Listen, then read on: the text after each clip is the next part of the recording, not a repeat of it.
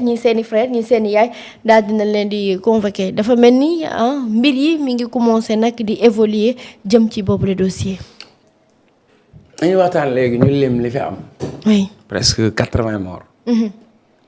yaakaar naa état bu am volonté régler sunu maam yi nga xam ni ñoo faatu woon fere 1944 te France assassiné leen lâchement yaakaar naa maintenant ça fait 80 ans.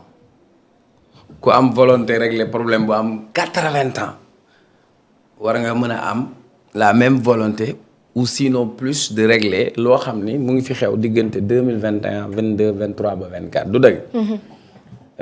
ñu gis nag ay faatu yu bëri rawatina ñoo xam ni balu fetal moo dal ci seen bopp particulièrement au-delà ni ñu faatu Pape Abdoulaye Touré qui est un jeune frère et un ami. li ma liyee ak moom du dara bi situation bi amee dama taxawoon ci jamono bi muy am ma ñaawlu ko yëkkati ci suma kàddu rawatina benn bis ma gis yaayam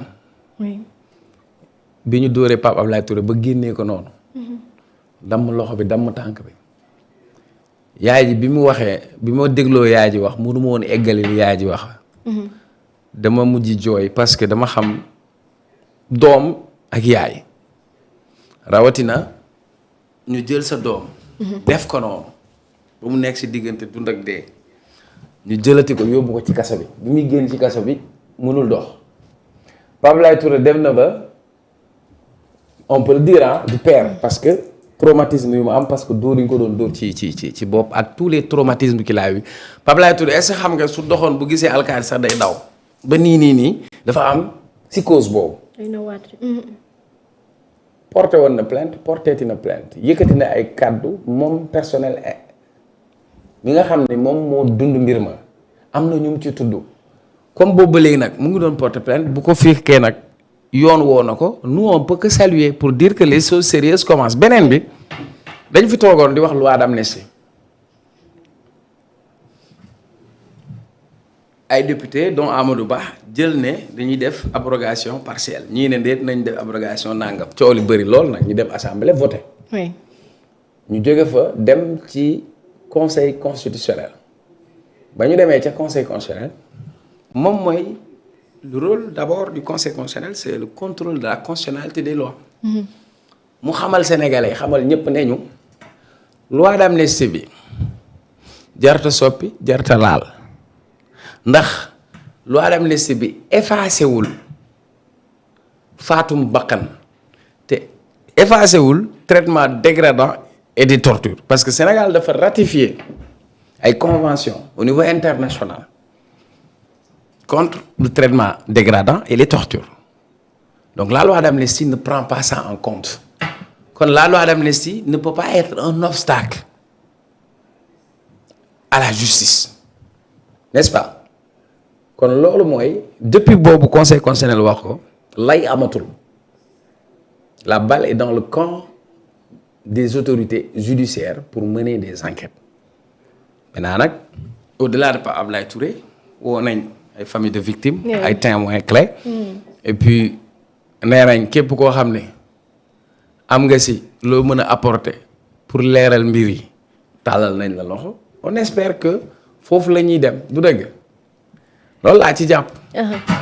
xam nga léegi yaa ngi wax ci loi amnistie bi ñoom ñi di APR seen secrétariat exécutif national ci côté boobu sax la àddoo ñoom nag Cheikh Omar li ñu wax ñoom de nee nañ déjà nii la ñu ko libalee événement de 2021-2024 le secrétariat exécutif national de l'APR prend note de la volonté du régime d'ouvrir des enquêtes sur les événements de 2021-2024 en dépit de la loi numéro 2024-9 du 13 mars 2024 portant amnistie de ces faits-là pour l'APR, il ne saurait y avoir de poursuite sur des faits ayant fait l'objet d'une amnistie sans une abrogation pure et simple. Ainsi, le secrétariat exécutif national exige du gouvernement de se prémunir de toute idée d'une justice à deux vitesses qui pourrait fragiliser les fondements de l'État. L'APR fait un rappel En effet, au moment où le président de la République et le Premier ministre prétextent l'amnistie pour obtenir un non-lieu auprès du juge d'instruction, il ne saurait être acceptable de diriger des enquêtes discriminatoires contre les forces de défense et de sécurité qui ont assuré leur mission régalienne de préserver l'ordre public, de la sécurité des citoyens et de leurs biens.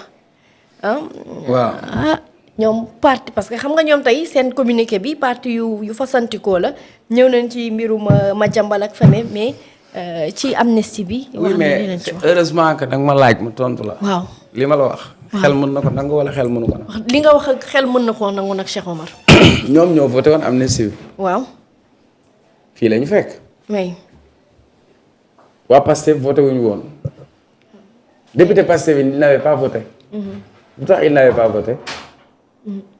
parce que dañ ne woon dañ ñoo bëgg ñu dindi si lépp luy crime de sang. du loolu moo nekkoon coow li. oui. dem nañ assemblée ma ne. bi ñuy voté loi d'amnistie bi yan député ñoo voté pour ñu teg loi d'amnistie. ñoo ko voté. waaw waa APR. waaw APR ñoo ko voté. waaw waa Pastef voté wuñ ko woon de. déedéet abstention lañu. lu tax ñu abstenir. parce que dañ ne. lii jëm ay crime de sang. ñëw ci.